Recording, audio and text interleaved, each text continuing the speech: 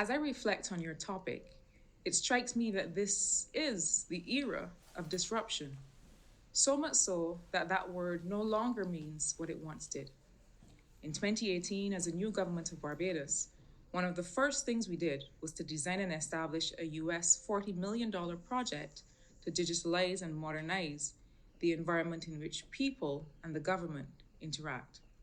Note I say the environment, because it is not enough to simply transform the way government does business, but beyond how government relates to itself, we have to modernize the environment in which all sectors of the economy interact: public sector, private sector, including startups and sole proprietorships, the household economy, the third sector and academia, and individuals. So we started that work in 2019. And what is that project about? Everything from digitizing records so we can make full use of big data. Our Barbados Statistical Service is transitioning to a statistics and data analytics authority, to migrating key government services online. The issuance of a police certificate of character has moved from weeks to 24 hours through an online application process. Immigration services, the renewal of driver's licenses, the payment of land tax, and the issuance of liquor licenses, which are so key in a hospitality based economy, these have all been digitalized, and other key services are coming on board. That work also includes a public investment dashboard so that first government and then the public can track.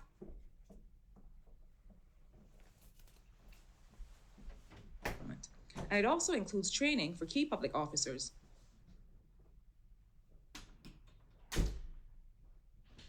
Showed us that, as the young people on my team say, we thought we were doing something, but perhaps not fast enough for a global shutdown forced by a pandemic. Immediately, a delivery economy was created where goods and services had to reach people where they were, and payments needed to be made and received in remote locations. In Barbados, this coincided with the establishment of a national payment system.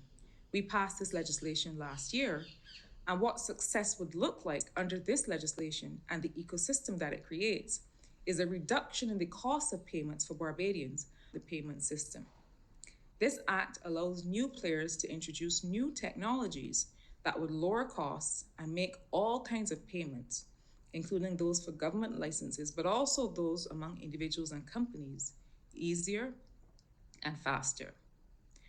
But the work we are doing is not just about domestic markets. Otherwise, what is the point of digital if it does not serve to remove several of the barriers to regional and international trade that exist in physical brick and mortar environments? Your topic is interestingly framed because the digital disruption movement must, by definition, be global. We are doing nothing for the citizens and residents of Barbados, of the Bahamas, of the Cayman Islands, if our digital agenda does not allow their creative and productive capacity to meet a global market.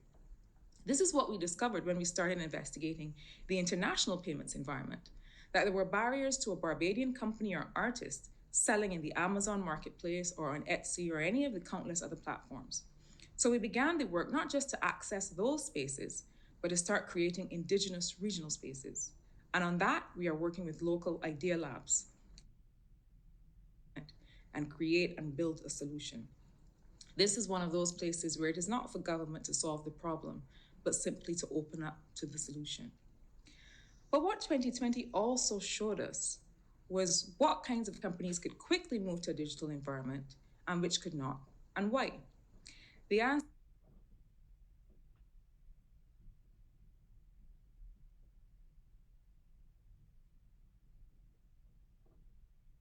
delivery vehicles and pay for the tech support to throw up an online platform overnight. Small retail, less so.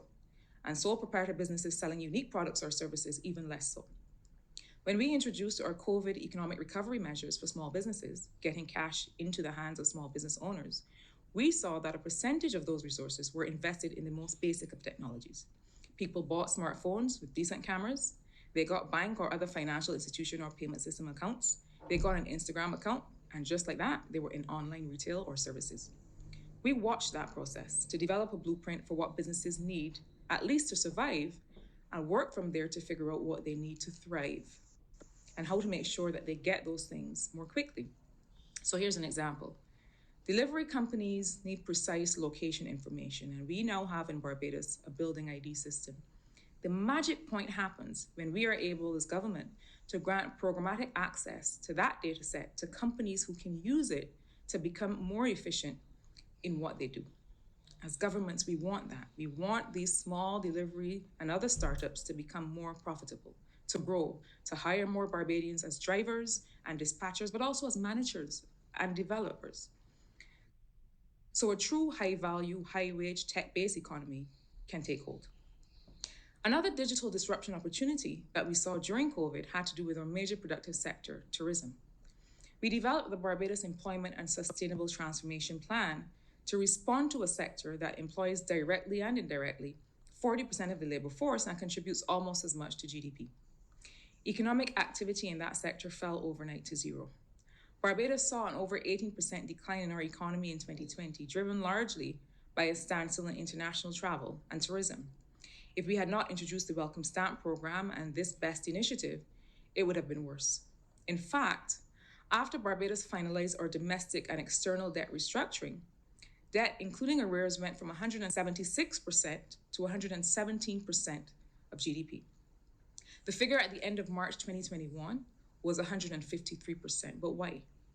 Only 5% of that accounts for actual borrowing, and nearly 31% is because of the shrinkage in the economy. In other words, since your GDP, your denominator is much smaller, your debt as a percentage of GDP appears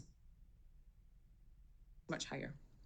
So given this impact, the BEST program invests primarily through preference shares in the re-engagement of workers in the tourism sector. But it also requires that companies subscribing to the program agree to a few things. One of those is training for workers. This past May Day, we just launched a partnership with Coursera that will make available to Barbadians free of cost thousands of courses in the areas they feel will enhance their productivity and competitiveness. And the second thing is a greening and digitization investment plan, which forms a part of BEST, where companies digitalize services and processes to lower costs and improve services and sustainability. Moments like this, where an entire sector must come to terms with its survival, are the moments to challenge the model and drive the kind of disruptive transformation that will mean its sustainability. And we're seizing that opportunity in Barbados in the tourism sector.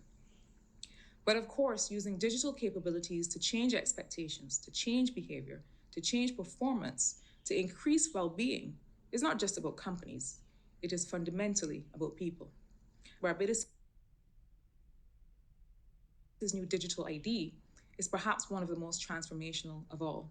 It re-registers the population with a single digital identity that removes much of the time and nuisance in presenting several times to several government and business environments in order to get things done.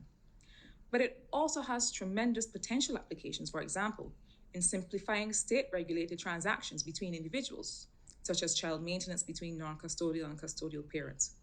COVID-19 has shown us that the most important economic input is care. Children have been at home. Carers have been challenged to show up at work. Countries like Barbados have, as a COVID-19 economic measure, invested more in care workers, in households and communities. The intersection between this care economy, the fact that much of it is unpaid work done by women, the fact that in economies like Barbados, more women than men were separated from their work, and the question of how to better support women's productive capacities has at least part of its answer in the digital make these topics visible. So now, what are the threats? In this region, we have been talking, are still talking, about the notion of vulnerability as a part of the framework for determining not just access to concessional finance, but the lines along which the rules of international finance and norms of public finance are drawn. Much of this has to do with the climate crisis, which impacts us disproportionately, but to which we do not contribute. But this is not the only part of it. 15 years ago, I was in Santiago, Chile, with a team from ECLAC, and one of the things we put on the table then was a country's capacity to, one, develop, and two, adapt to new technologies. I feel now that we were quite clever back then, because of course this is what concerns us now. What in our formal and non-formal education and enabling environment is preparing us to be high knowledge economies that produce, not consume, high value tech products? Where are we as countries and as a region in our cybersecurity agenda? And do we stand to be left behind in the one area of economic activity that has the capacity, if we dare, to equalize the world? You want to talk vulnerability? Climate crisis, yes. Debt crisis, yes. But if we miss the digital revolution, we miss the kind of opportunity for job-led growth to which we will not catch up. Friends, I leave you with these small questions on which to reflect, and I wish you a wonderful conference.